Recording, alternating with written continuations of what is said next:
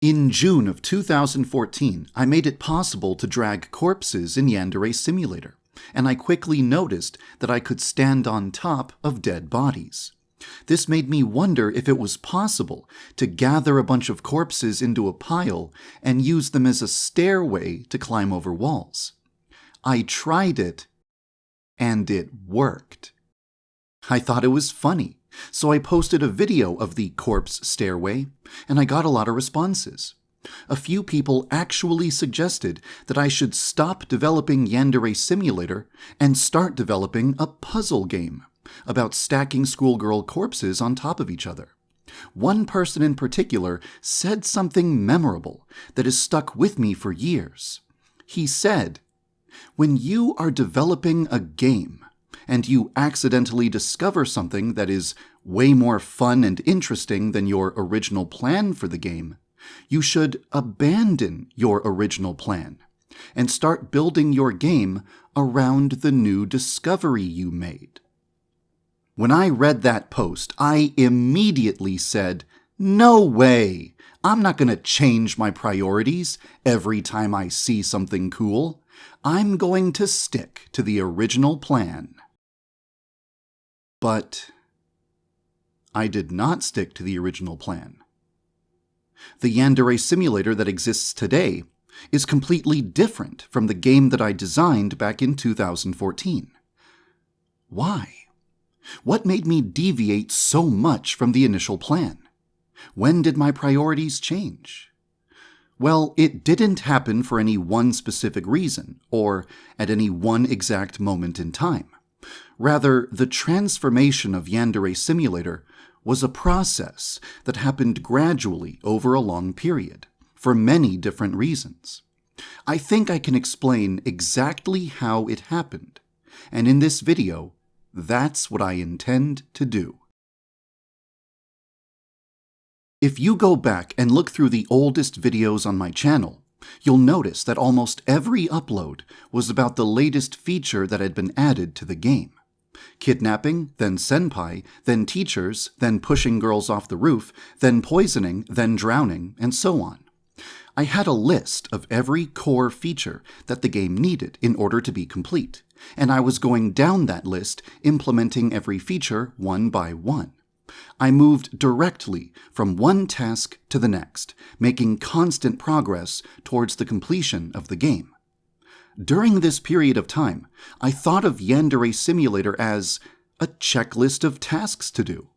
I thought of the project as something that would be finished as soon as every task on the list was complete.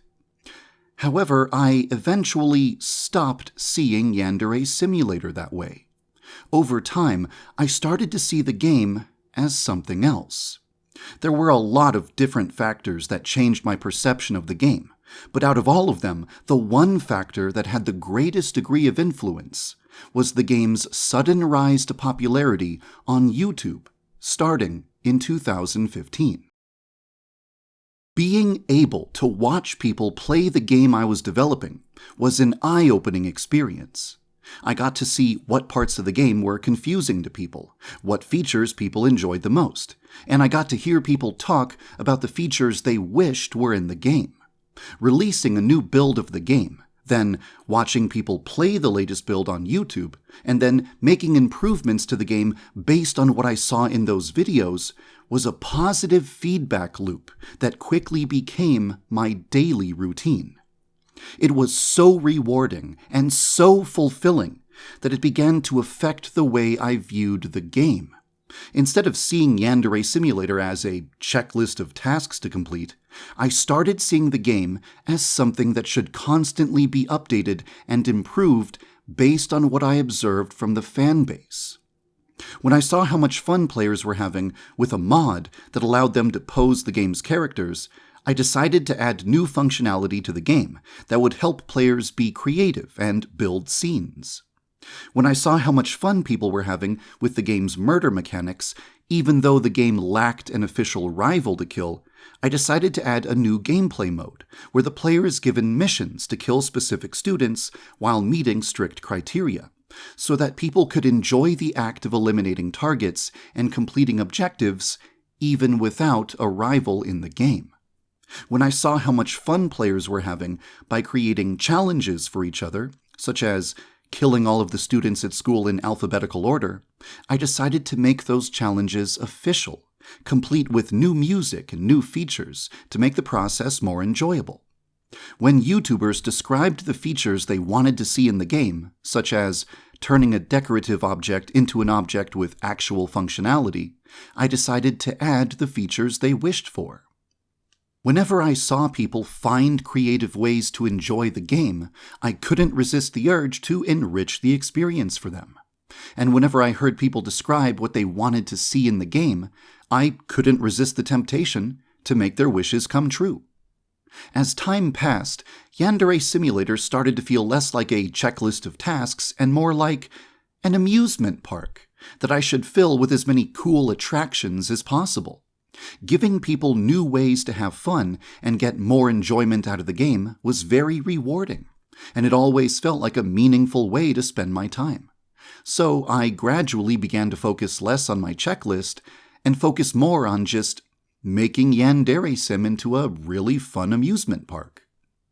It's worth mentioning that around this point in time, there were also other factors that were causing me to redirect my focus towards things that were never part of the original plan for the game. When my YouTube channel took off and became way more popular than I ever expected, I felt an immense amount of pressure to upload videos on a regular basis, and to give each video higher production values than the last. When people volunteered to create artwork and record footage for my YouTube channel, I jumped at the chance to work with them and produce cool promotional videos and lore videos. When people volunteered to make assets for Yandere Simulator, sometimes I just didn't have any high-priority requests for them. But I didn't want to lose the opportunity to work with such immensely talented people, so I asked them for artwork and models that I could use to create minigames. And whenever I began to feel burned out from working on one project for so long, I created Easter eggs based on my most favorite anime and games, so that I could work on something that felt fresh while still technically contributing to the project. All of these decisions could be considered mistakes, times when I talked myself into doing things that I didn't actually need to do. But at the same time, it's worth acknowledging that these decisions led to the creation of content that millions of people have enjoyed. The videos on my YouTube channel, the minigames in Yandere Simulator, and even the Easter eggs that I've created have entertained countless people. It never felt like a waste of time or a bad decision, and it still doesn't. Producing content that makes people happy always feels like a meaningful pursuit.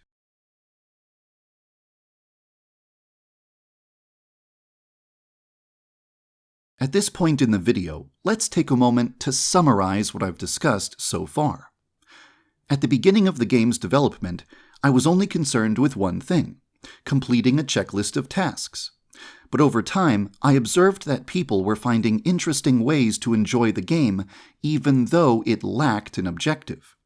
This showed me that Yandere Simulator had the potential to provide many more forms of entertainment than originally intended. So I updated my priorities, and I started expanding the game in multiple different directions. Instead of focusing exclusively on giving the game an objective, I started filling the game with tons of fun activities. And I took the time to collaborate with amazing people to make awesome videos for my YouTube channel. I observed what the community enjoyed, and I adjusted my priorities accordingly. Instead of keeping Yandere Simulator locked to one path, I allowed the game to become something that is free to change and improve whenever I make new observations and discoveries. In short, I did exactly what that anonymous guy from 2014 suggested, even though I initially rejected what he had to say. These decisions contributed towards Yandere Simulator spending more time in development than I originally anticipated. But that's because the game evolved into something with much more to offer than what was initially planned. And I can't really see that as a bad thing. I don't feel that it was a mistake. However, there is something else that I do see as a mistake. Yandere Simulator's transformation happened so gradually over such a long period of time that I didn't actually notice it was happening. In my mind, I was sticking to the original plan, while occasionally taking small breaks to make fun additions to the game. But in reality, I was slowly transforming Yandere Simulator into a completely different type of game than what I initially designed. Because I failed to recognize this, I gave my audience the wrong impression about the game and its development. For 7 years straight, across dozens of videos, I've been talking about Yandere Simulator as though it was a traditional game project, where the developer just goes down a checklist of tasks until the game is done. I never once described Yandere Simulator as an amusement park that I was filling with attractions, or as a project that evolves and expands in response to whatever the community is doing for fun.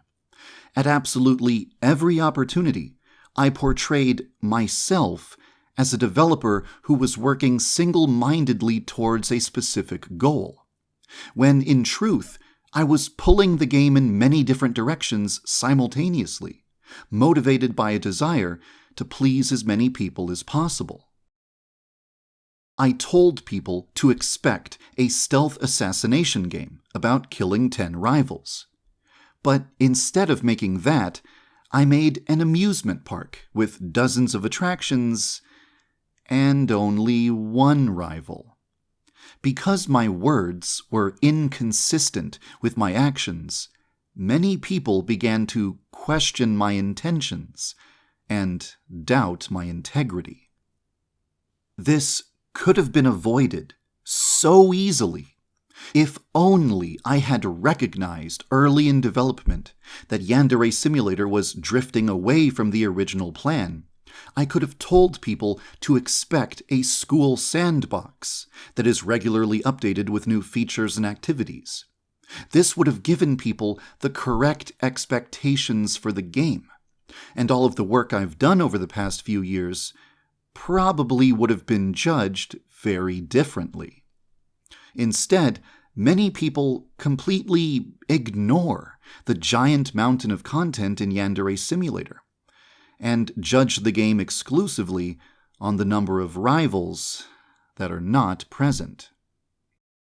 If only I hadn't placed so much emphasis on the rivals, I could have avoided a lot of problems. But there is some good news. There are many people who don't care how long the game has been in development for, or how many rivals aren't in the game. They only care about how much fun they can have with the stuff that is in the game. When I look in the Yandere Simulator Discord, for example, I see an incredible amount of variety in what people are doing with the game. I see people showing off screenshots they made using pose mode. I see people challenging one another with mission mode codes. I see people posting videos of the mods they're developing. I see people sharing the custom skins they've made. I see people theorizing about the mysteries in the game's lore. It's true that Yandere Simulator was originally planned to be nothing more than anime girl hitman, but over time, it evolved into a platform that allows people to be creative and have fun in many different ways. Thankfully, there are plenty of people who recognize that eliminating rivals is only a fraction of what Yandere Simulator provides. And instead of focusing on what the game doesn't have, they enjoy Yandere Simulator for what it is. For these people, Yandere Simulator is not a game that still isn't finished after 7 years. It's A game that has been regularly updated with new content for 7 years. And I'm inclined to agree with that interpretation. When I see how much fun people are able to have with the game in its current state, it makes me feel like I've created something good. It makes me feel like the decision to update my priorities throughout development was not a bad idea.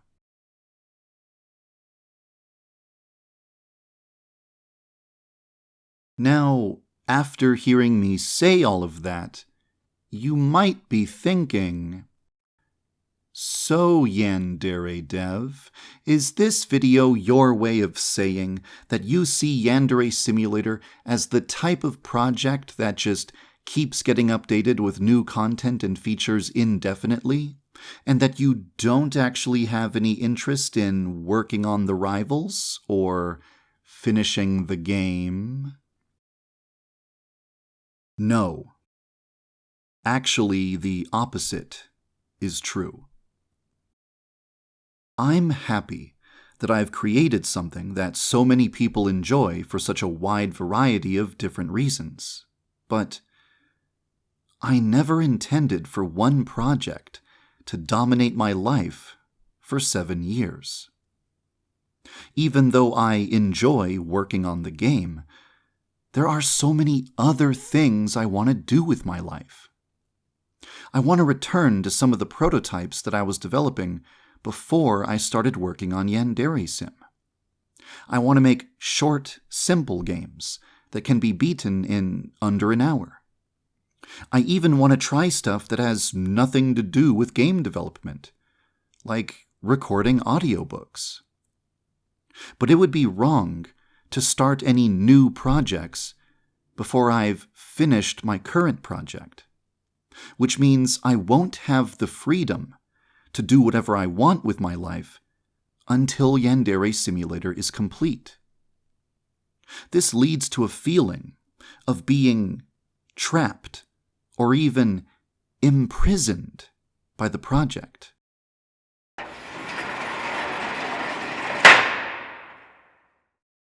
There is no human being on Earth who wants Yandere Simulator to be finished more than I do, because completing this project is the only way to get my freedom back. Now, after hearing that, you might be thinking, okay, if you want to move on with your life so badly, then what's stopping you from just finishing the game? The answer is complex, but I'll do my best to explain it. At this point in time, Yandere Simulator is basically complete. The only things that are missing are the scripted events for the remaining rivals.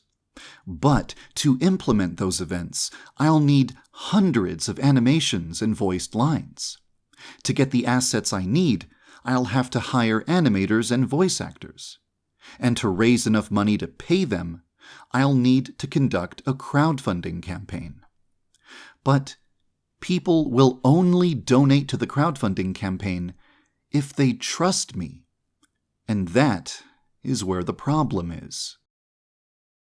Think back to what I said earlier in the video. There are people who don't know or just don't care about the mountain of content I've added to the game.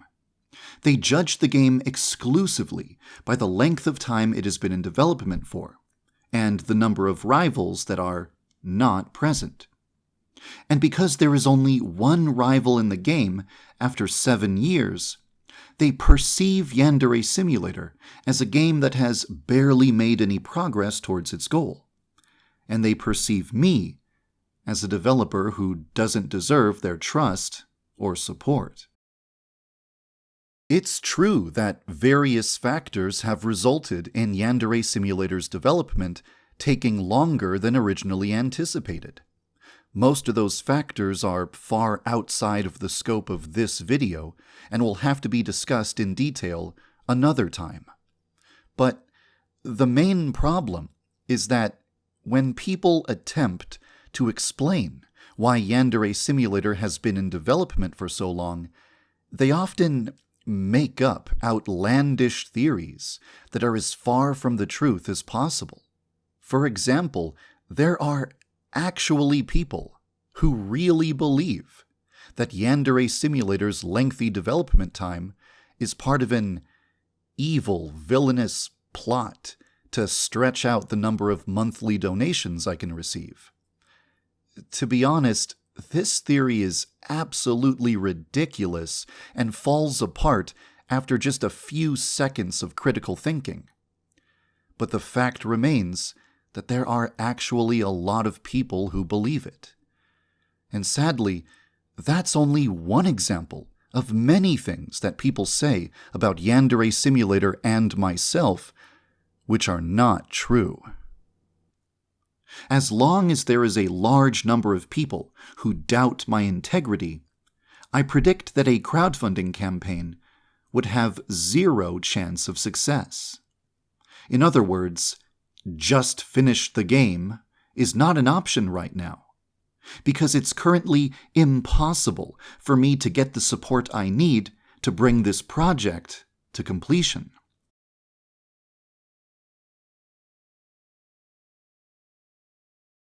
Because Yandere Simulator's future is entirely dependent on whether or not people trust me and feel comfortable supporting me, I think that my current goal should be to restore people's faith in me. There are a lot of things I'll need to do in order to accomplish that, but one of the things I'd like to do first is to demonstrate my ability to put 10 rivals into the game in a timely fashion. You might be thinking, how in the world could you possibly do that?